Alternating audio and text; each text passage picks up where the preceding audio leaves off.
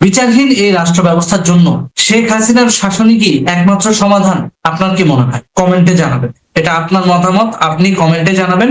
আমরা পরবর্তীতে আপনাদের কমেন্টের উপর ভিত্তি করে আরেকটা ভিডিও বানাবো। কিন্তু আজকের এই ভিডিওটা আপনাদেরকে পুরোটা দেখার আমন্ত্রণ জানাচ্ছি এই কারণে, সাম্প্রতিক সময়ে একটা খবর দেখলাম, সেটা হচ্ছে 4 সন্তান মিলে মায়ের ধর্ষণকারীকে গলা কেটে হত্যা করেছে, জবাই করেছে এক কথায়। এখন আমার কথা হচ্ছে, মায়ের ধর্ষণকারীকে 4 জন মিলে জবাই করলো, নিঃসন্দেহে এটা উত্তম একটা কাজ হয়েছে, এতে কোনো সন্দেহ নেই। কিন্তু আইন, রাষ্ট্র, বিচার ব্যবস্থাপনা কতটা ভঙ্গুর হলে মানুষ আইন নিজের হাতে তুলে নিতে পারে? কতটা বিচার ব্যবস্থা ভঙ্গুর হলে, আইন প্রশাসনের প্রয়োগ ভঙ্গুর হলে মানুষ ধর্ষণের মতো একটা নিকৃষ্ট কাজ করার সাহস পায়? তার মানে বর্তমান সময়ে আইন শৃঙ্খলা পরিস্থিতি নাজুক অবস্থায়। এরপরও সরকার চাপা মারবে, না আইন শৃঙ্খলা পরিস্থিতি ঠিক আছে, কোনো সমস্যা নেই। তোর আইন শৃঙ্খলা পরিস্থিতি যদি ঠিক থাকে, নারীরা ধর্ষণ হয় কেন, গুপ্ত হত্যা হয় কেন, লাশ পাওয়া যায় কেন? তার মানে এটা এক ধরনের রাষ্ট্রীয় অবহেলা ছাড়া কিছুই না। আইন আছে, সংবিধান আছে, প্রয়োগের ক্ষেত্রে রাষ্ট্রীয় অবহেলা আছে বলেই সাধারণ মানুষ আতঙ্কে দিন পার করছে, নারীরা ধর্ষণের ঝুঁকি নিয়ে চলাচল করছে। এটাই বাস্তবতা।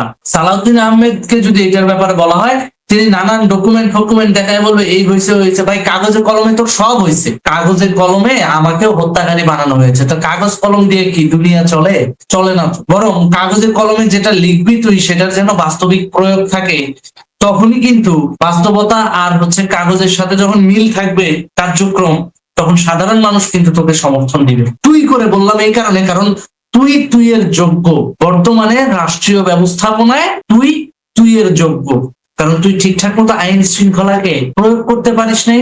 তুই ঠিকঠাক মতো আইন শৃঙ্খলা রক্ষাকারী বাহিনীকে বাংলাদেশের জনগণের জন্য ব্যবহার করতে পারিস নাই। তুই আসিস আমেরিকার দাবেদারি নিয়ে ব্যস্ত।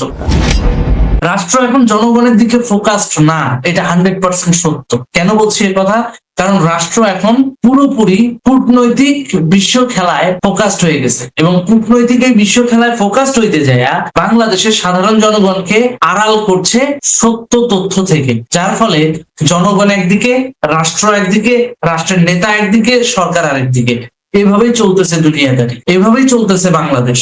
সালাউদ্দিন আহমেদ স্বরাষ্ট্রমন্ত্রী, কিন্তু আইন শৃঙ্খলা রক্ষাকারী বাহিনীর দিকে তাকালে দেখা যায় তারা শুধু আওয়ামী লীগ, যুবলীগ, ছাত্রলীগের ছেলে মেয়েদেরকে গ্রেপ্তার করা নিয়ে এত আগ্রহ যে সাধারণ মানুষের জানমাল রক্ষার ক্ষেত্রে যে তারা কাজ করবে বা ভূমিকা রাখবে, সেটার ক্ষেত্রেও তাদের কোনো দায়বদ্ধতা কাজ করে না, বা তারা স্বেচ্ছাই সেটা করে না, সেই কাজগুলো করে না।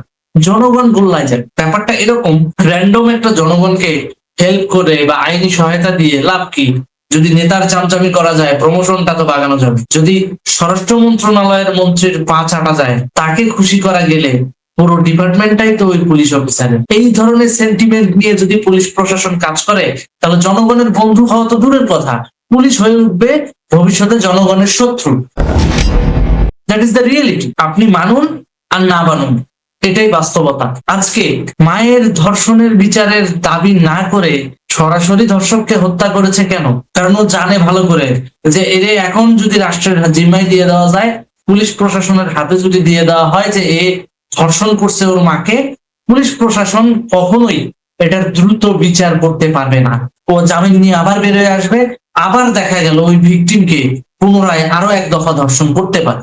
অর্থাৎ রাষ্ট্র প্রকৃতপক্ষে অপরাধীকে শাস্তি দিতে ব্যর্থ এবং ভালো মানুষগুলোকে মিথ্যে মামলায় ফাঁসাতে মত্ত।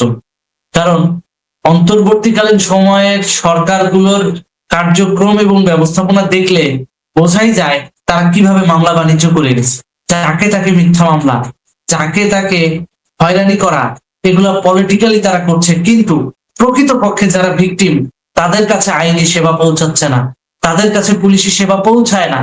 যার কারণেই আজকে মায়ের ধর্ষণের বিচার দাবি না করে সরাসরি মায়ের ধর্ষণকারীকে গলা কেটে হত্যা করছে, এবং আমি সাধুবাদ জানাই এটাকে। কারণ বর্তমান রাষ্ট্র ওই ভিকটিম পরিবারকে সঠিক বিচার দিতে পারতো না, বর্তমান রাষ্ট্র ওই ভিকটিম পরিবারের পাশে দাঁড়াতে পারতো না।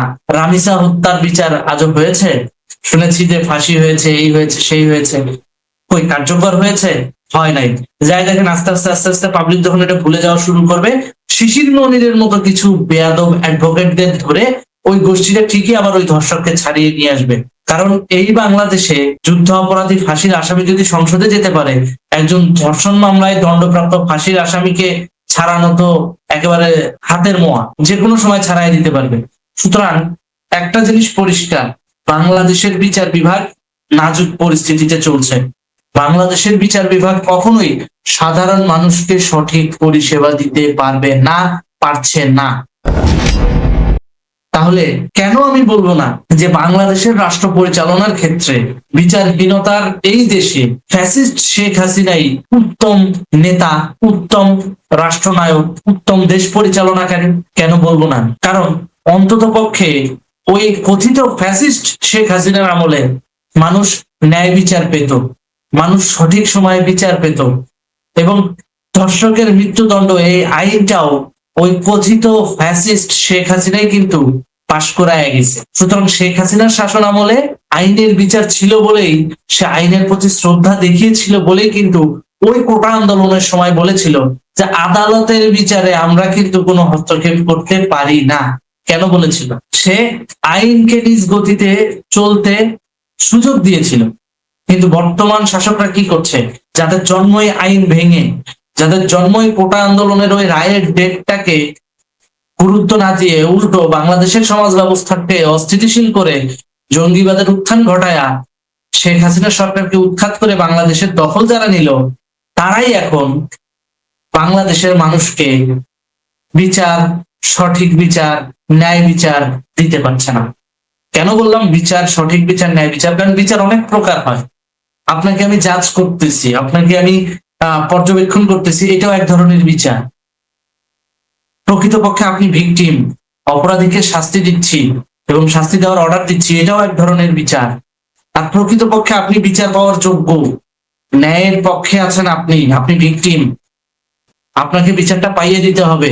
এই যে ন্যায় বিচারের যে প্রয়াস, এই প্রয়াসটাকে সঠিকভাবে বাংলাদেশের মাটিতে বাস্তবায়ন করতে দেয় কিন্তু এই রাষ্ট্রীয় নেতারা।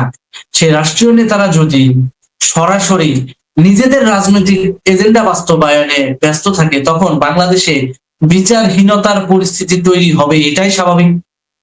বর্তমান সরকার তো জনগণ কিভাবে ভালো থাকবে সেই চিন্তা করছে না।